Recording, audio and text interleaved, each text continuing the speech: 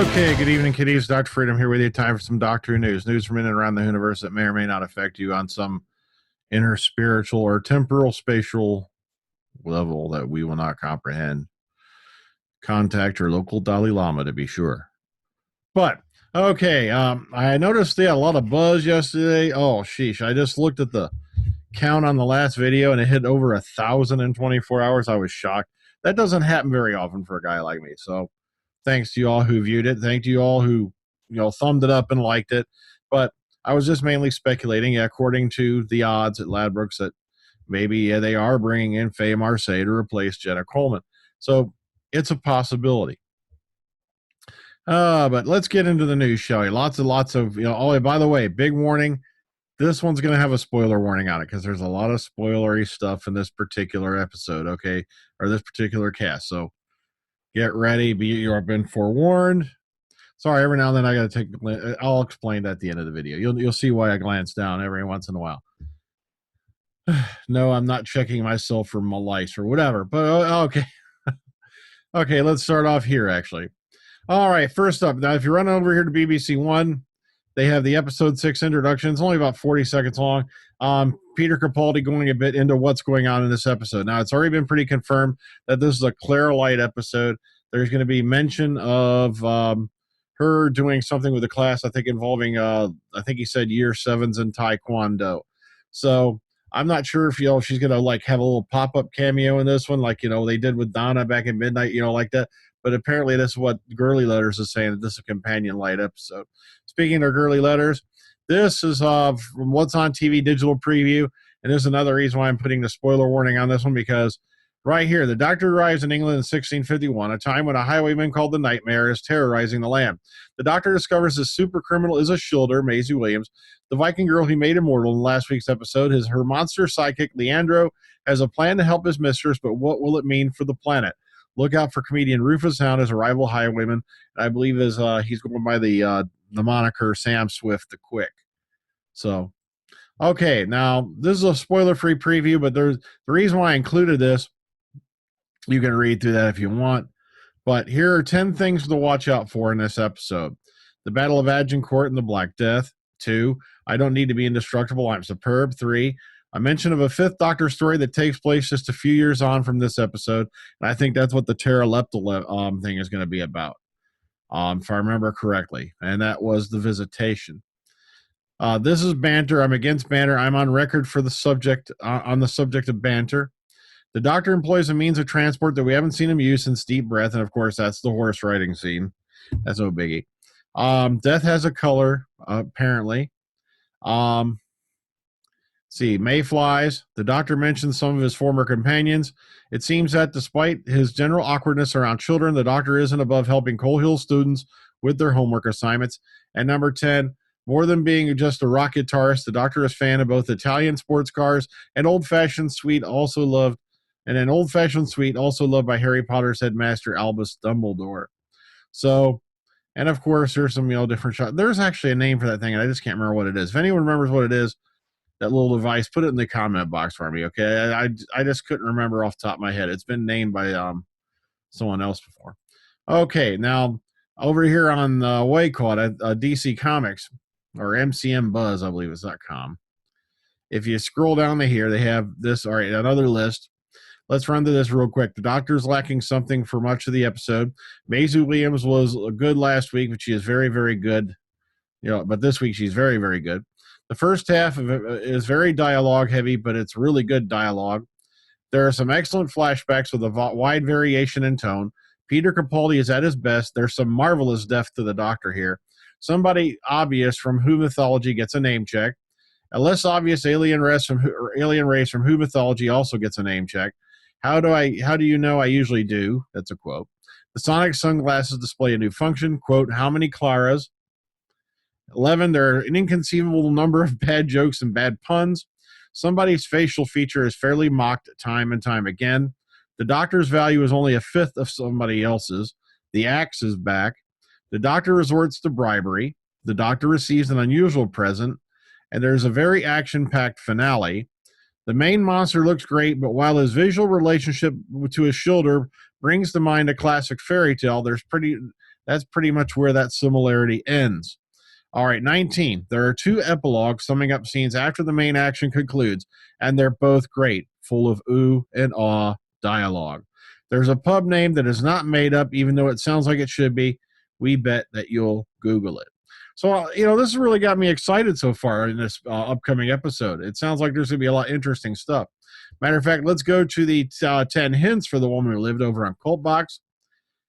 And these are all quotes, but we do not know who said them. We don't know in context they're going to be taken or whatnot. They're just raw quotes. So here we go. Anyone in that village would have died for you. You got your dad as a sidekick. All these people here, they're like smoke. They blow away in the moment. I am flesh and blood, my love, but all you see is a ghost. I looked into your eyes and I saw my worst fears. Do you intend to fix me? If it isn't right for you to be on your own. Hang him now. I want more than this. I deserve more than this. Kill him and you make an enemy of me. Whole lot of lists coming out. All right, here's top 10 non-spoilery quotes. It is over on Warp Factor. Nah, that was the Pteroleptals. You're the man who runs away. You'll need a mask, sidekick, watch and learn. The eyes of Hades. She'll die on you, you know. She'll blow away like smoke. This is banter. I'm against banter. Of course, we just read that one. What happened to you? You did. And this is, we saw this in the trailer for, this is an exchange between Doctor and a Shielder. Purple, the color of death, the patron saint of the Doctor's leftovers. Enemies are never a problem. It's your friends you need to watch out for. All right. Radio Times. Now, this is the weekly episode guide. Here's a synopsis. Here's a clip. Here's the cast and crew, if you're curious. All right here, tied up for you in one bow. And we won't go into this one too much because we've covered a lot of ground on this already. Okay, Woman Who Lived publicity shots. This has been upgraded to include a small synopsis. And also it has down here, if you scroll down, this is the time that it'll air and time date, depending on what part of the world you're in, for all these various TV channels. Handy info guide to have in case you're in another country and you're not sure what channel it's going to be on or whatnot, and you want to see the episode. Boom, that's how you find it. All right, moving on. And lastly for today, I believe this last one, Rufus Hound wants to be the female doctor's companion. He goes, an interview with a UK listings magazine, TV and Satellite Week. Actor Rufus Hound's been chatting about his upcoming Doctor Who episode, The Woman Who Lived, also starring Maisie Williams. Now, during the interview, Hound, who guested on Doctor Who Live, The Next Doctor, turned his attention to the future of his character, Sam Swift. Quote, if the Doctor regenerates in female form, then it seems straightforward to me that the companion needs to be a man, at which point Sam is available to fill that gap. And if you're going to have a blisteringly smart Doctor, then arguably you could have an absolute idiot as a companion, and I would definitely fit that mold. And if you want, there's their 10 teasers again. We already went over those last night from Blogger. Also, Rufus Hound is involved in Strangeness in Space with Sophie Aldred, Claire Eden, Simon and Trev, all that. So if you're curious about Strangeness in Space, it's a absolutely free to listen to podcast.